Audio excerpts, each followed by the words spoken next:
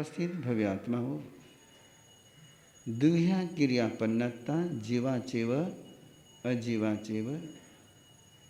जीव क्रिया दुह्यापन्नता सम्मत क्रिया चेव मिच्छत क्रिया चेव।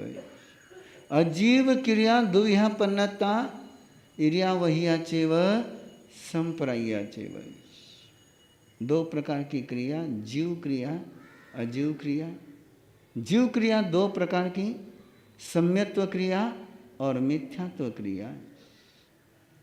जिसके कारण से जीवन में उजाला आता चला जाए वो सम्यत्व क्रिया, जिसके कारण से जीवन का बोझ उतरता चला जाए वो सम्यत्व क्रिया, जिसके कारण से दुख घटता जाए सुख बढ़ता जाए वो सम्यत्व क्रिया, जिसके कारण से परेशानियां बढ़ती चली जाए वो मिथ्यात्व क्रिया,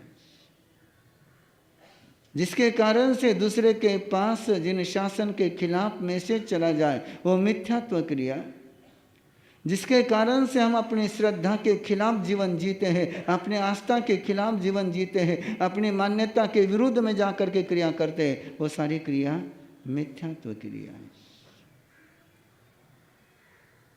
जहाँ विश्वास के साथ क्रिया जुड़ती नहीं उसको मिथ्यात्व क्रिया कहते हैं।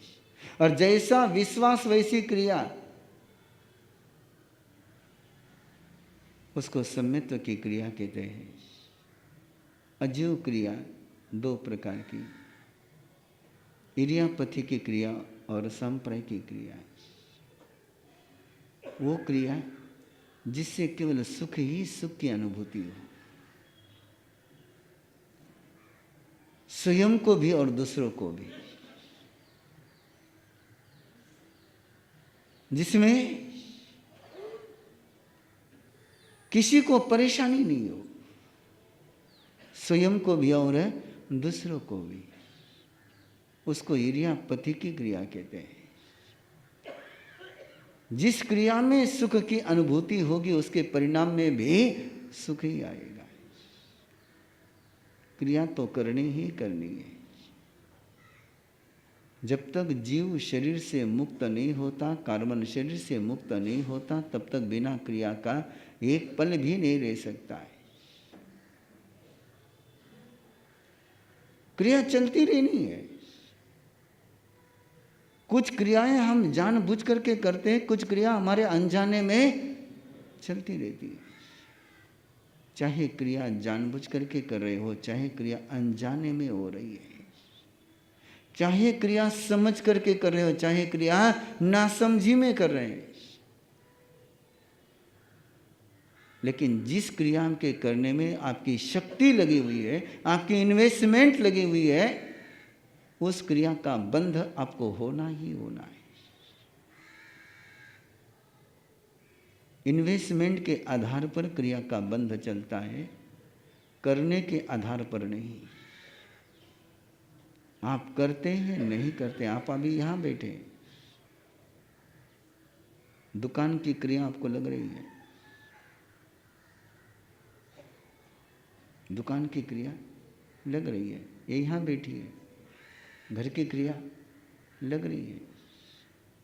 कारण दुह्या क्रियापन्नता कायिकी चेव अहिगर्णिया चेव। एक क्रिया काया से होती है और एक क्रिया अधिकरण से होती है। भयानक क्रियाएं, बहुत भयानक क्रियाएं। हाथ उठाया वह पता चल जाता है, लेकिन हाथ उठवाया वह पता नहीं चलता है। गाली दी भी पता चल जाती है, लेकिन गाली दिलवाई हुई पता नहीं चलती है।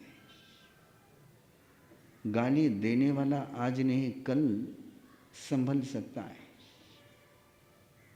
लेकिन गाली दिलवाने वाला व्यक्ति बच्चा रहता है ऐसा उसको लगता है, लेकिन वही अधिकरने की क्रिया है। अधिकरने की क्रिया किसको कहते हैं? और उसी आधार पर मैंने आपसे कहा कि दुकान पर आप बैठे नहीं है, लेकिन दुकान आपके नाम पर है, दुकान पर आपका अधिकार है, दुकान पर आपका शेयर होल्डर है, दुकान के अकाउंट में आपका नाम है, दुकान के प्रति आपका ममत्व है, दुकान के प्रति आपकी आसक्ति है, पेपर पर और किसी का नाम होगा, लेकिन भावों में अधिकार अपना है।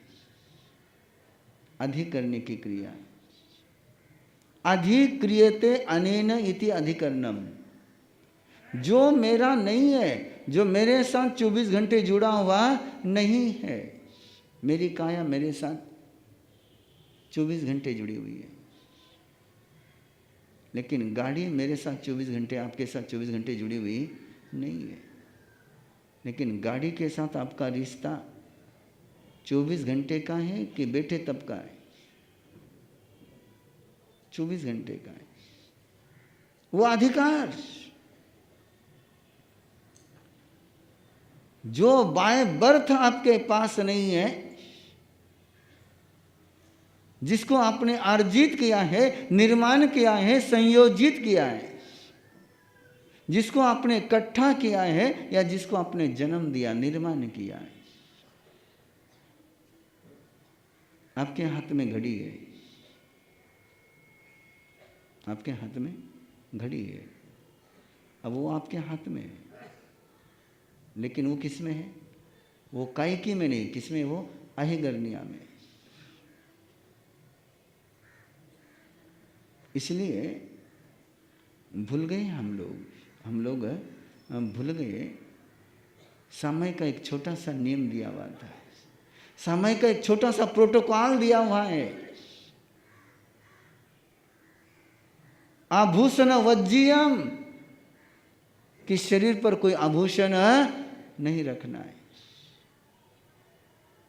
और जितने भी आगम के संदर्भ मिलते हैं, वो सामयिक हो कि धर्म प्रतिमा हो, उस समय श्रावक सारे आभूषण उतार करके रखता है।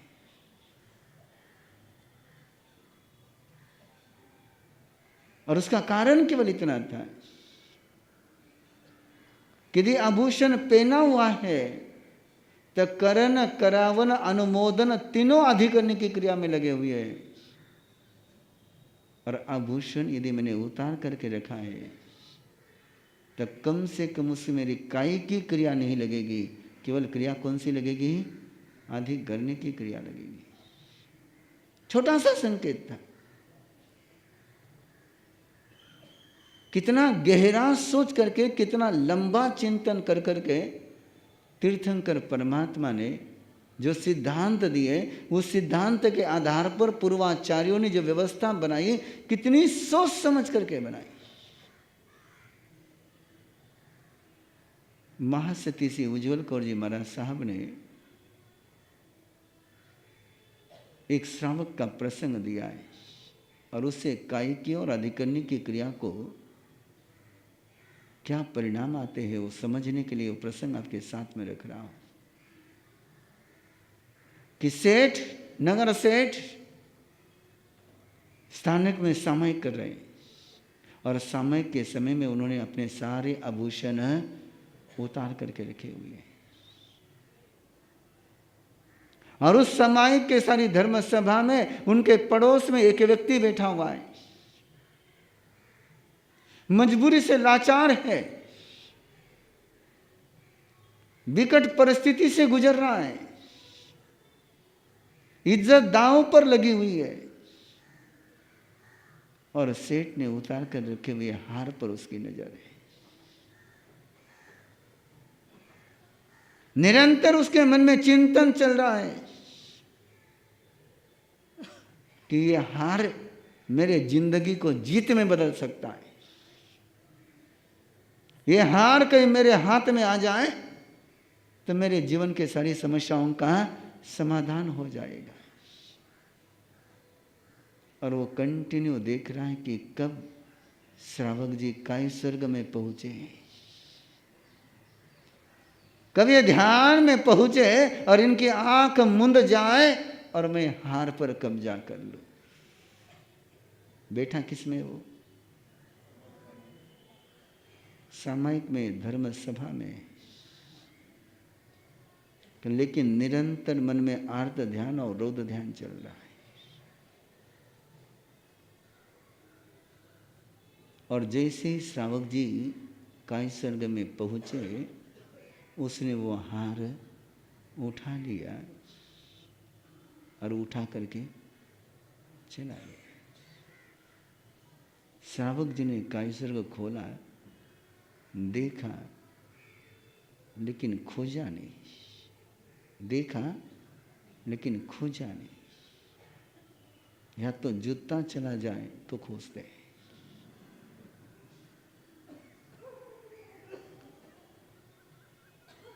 कौन पहन करके गया होगा वहाँ जूता? श्रीमंत या गरजवंत? आपका यूज किया हुआ जूता यदि कोई ले जाता है तो कौन, गरीब ले जाएगा, श्रीमंत ले जाएगा? कौन ले जाएगा? बोलो ना। श्रीमंत ले जाएगा। आप किसी का जूता ले जा सकते हो? क्यों? हाँ,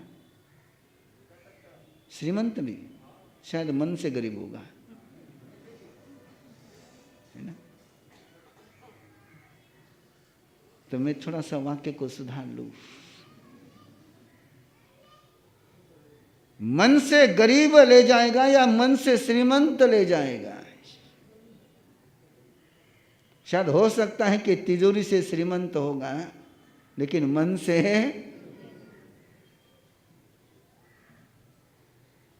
और मन से गरीब है, मन से गरीब है तो धन बोझ है। मन से गरीब है तो धन बोझ है, और मन से श्रीमंत है तो धन का मालिक है।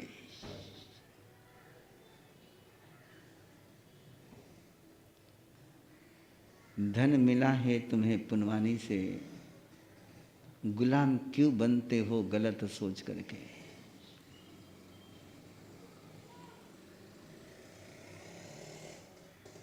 यदि धन से श्रीमंत हो तो मन से भी श्रीमंत बन जाओ। परमात्मा तो अगली बात कहते हैं, धन न हो तो भी मन से श्रीमंत रह जाओ। वो लेकर के गया, लेकर के गया, घर पर गया, अपनी सहचरणी को सारी बात बता दी, छिपाया नहीं। जिस दिन इस रिश्ते में छिपाव आ जाता है, उस दिन रिश्ता बीमार पड़ जाता है। चाहे जिस रिश्ते में हो, चाहे बाप बेटे का रिश्ता हो, चाहे भाई भाई का रिश्ता हो, चाहे पति पत्नी का रिश्ता हो, चाहे गुरु शिष्य का रिश्ता हो, चाहे सहयात्री का रिश्ता हो, जिस रिश्ते में छिप गया वो रिश्ता बीमार पड़ना शुरू हो गया है। रिश्ते को यदि तुमको बीमार नहीं पड़ना है तो रिश्ते में राजनीति खेलना बंद करो।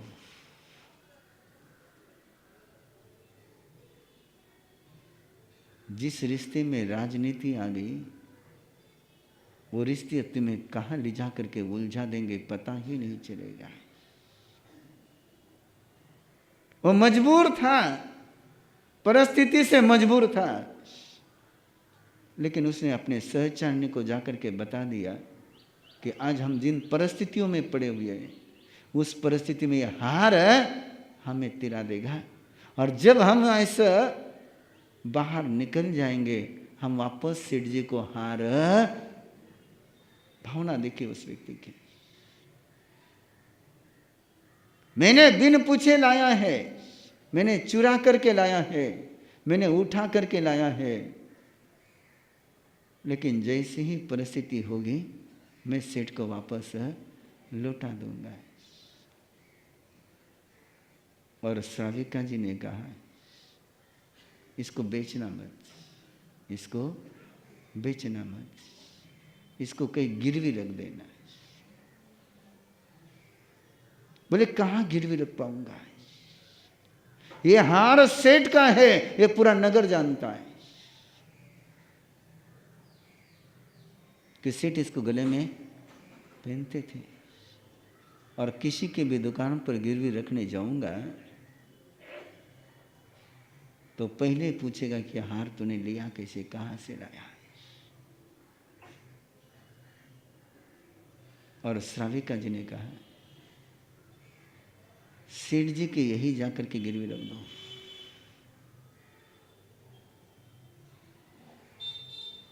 सोच नहीं सकते ना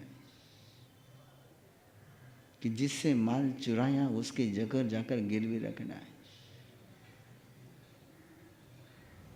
लेकिन वो श्राविका सेठ जी को जानती थी।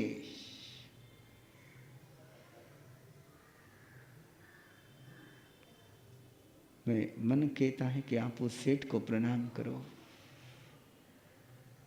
कि जिस सेठ पर समाज की एक बहन का इतना भरोसा है, जितना भरोसा आज एक बेटे का बाप पर नहीं होता है। क्या वो सेठ का कैरेक्टर होगा, क्या वो सेठ का जीवन होगा कि वो बहन सेठ पर भरोसा करती है और आपने श्रावक जी से कहती है कि तुम सेठ के पास ले जाकर गिरवी रखो। और श्रावक जी ने पूछा कि सेठ के पास ले जाऊंगा? सेठ बोले, सेठ जी श्रावक जी हैं, उनको यदि खोजना होता तो इसके पहले वो तुमको पकड़ सकते थे।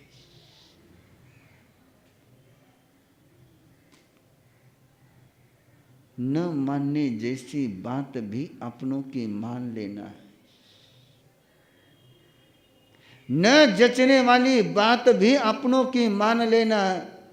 जिंदगी में सौभाग्य के दरवाजे खुल जाएंगे। जची नहीं, जची नहीं और जचती आपको नहीं जचेगी, बिल्कुल नहीं जचेगी। यही तो अंतर होता है। इसीलिए तो दोनों को साथ में रखा है। एक दिमाग से चलता है, एक दिल से चलता है। पुरुष का दिमाग मजबूत होता है और बहनों का दिल मजबूत होता है। वो अलग बात हो गई कि आज इन्होंने अपने दिल को बिल्कुल बिगाड़ करके रख दिया है। मैं उस श्राविका की बात कर रहा हूं कि जिसका दिल पवित्र था, निष्कलंक था, निष्पाप था, और उस दिल के आधार पर सोच रही थी। दिमाग के आधार पर तो कोई सोच ही नहीं सकता है कि जिससे चुराए उसके घर ले जाकर करके दुकान पर। आस्था दिमाग से नहीं होती है, दिल से होती है। आस्था सोच करके नहीं होती है, बिना सोचे होती है। बात जच नहीं रही है, लेकिन फिर भी श्राविका जी ने कहा कि मैं तुमसे कहती हूं कि तुम और कहीं भी रखोगे तो बात सेठ जी के पास पहुंचनी ही पहुंचनी है। और तुम सीधा सेठ जी के पास रखोगे तो बात तुम्हारे और सेठ जी के बीच में रहेगी। यदि और कहीं रखोगे तो बात दुनिया में पहुंच जाएगी। क्या सोच होता है बहनों का। ये कचरा समेटना जानती है कि झाड़ू लगाने का काम इनके पास होता है ना। क्या करती है? कचरा समेटती है। अपना काम क्या है?